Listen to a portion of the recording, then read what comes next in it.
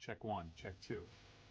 ACLED's CEO, Professor Cleonard Rowley, said, "The lines of this potential conflict are too fragmented and there is more smoke than fire. The prevailing idea seems to be a rising contest between Eritrea and Ethiopia in and over Tigray, which the Ethiopian National Defense Force withdrew from in February.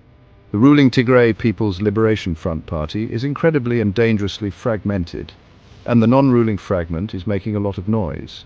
Although the faction has never admitted it, much is being made about their possible opportunistic alliances with the former and current enemy Eritrean government on one hand, and fragments of the former and current enemy Amhara nationalist militias, Fano, on the other hand. So who would fight whom over what is as confusing and unlikely in Tigray as it is outside of the region? The TPLF's internal rift has been escalating since the start of the year.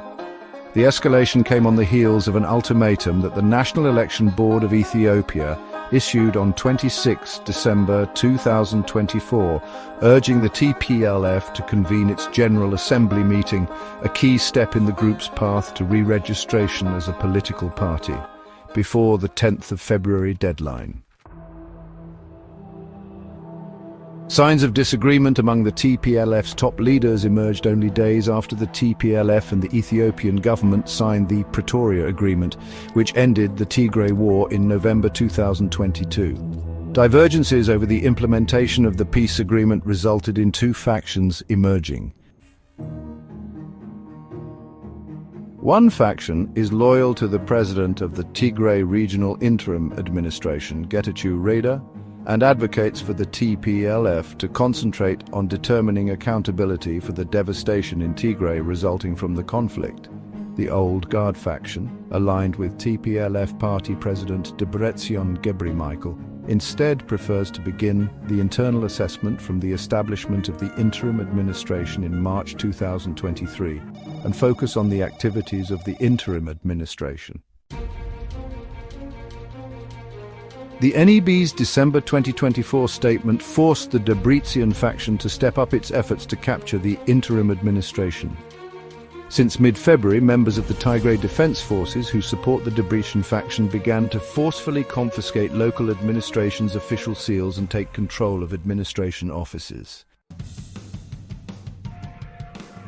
Getachew Reda, who leads the ruling faction in the TPLF split, has accused the Debretsion faction of colluding with the Eritrean government to initiate a war between Ethiopia and Eritrea on a number of occasions since last year.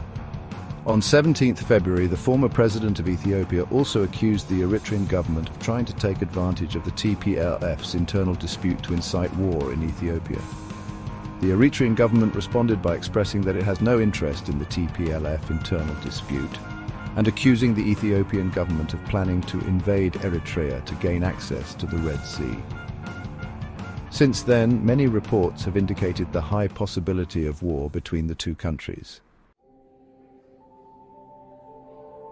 Many observers believe the Eritrean government is collaborating with members of the Debretsion faction and Fano militias, which are fighting the Ethiopian government in the Amhara region to attack the Abiy Ahmed-led government. There are signs of possible conflict in the Tigray region, just as there were before the start of the two-year war in northern Ethiopia, like the Eritrean forces' mobilization and the Ethiopian government showing the public various acquired and produced weapons. Unlike the two-year war in Tigray, the Debretsion faction lacks massive support from the residents of the Tigray region and the Tigrayan diaspora, who have not yet recovered from the war. Hence, reigniting a new round of conflict with the Eritrean government's support will defy the faction's main purpose, as it seeks to regain support from the Tigray people. The Debretsion faction also lacks support from the international diplomatic community. Fano militias are also weak and are struggling to come under one umbrella due to their structure and lack of common ideology.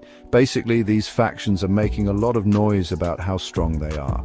A direct confrontation between Ethiopia and Eritrea is unlikely despite the threat of military action in both countries. There is an indication that the ENDF is trying to avoid a direct confrontation. According to Getachew, the ENDF withdrew from major towns in Tigray in February. The Ethiopian government's tactic is to avoid being stationed in areas surrounded by potential adversaries to avoid a direct confrontation.